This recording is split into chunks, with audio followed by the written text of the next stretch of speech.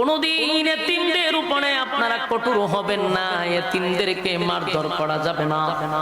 এতিমদের মাথায় যদি হাত বোলায়া দেন, এতিমদের মুখে যদি খাবার দিয়া দেন, আল্লাহর নবী বলেন কিয়ামতের মাঠে ওই মানুষটার জান্নাত হবে আমি নবীর সাথে।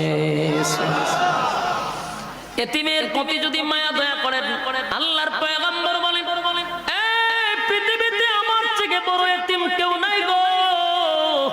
জীবনে কোনদিন বাবার চেহারাটা দেখি নাই, দুনিয়ায় আসার কিছুদিন পরে মাও হারাইলাম, দাদাও হারাইলাম, কেউ নাই নবীর কেউ নাই। আল্লাহ বলেন তাই আপনাকে আমি ওয়াজ করতেছি, ফাআম্মাল ইয়াতীমা ফালা তাকহার, আপনি এতিমের প্রতি কঠোর হইবেন না।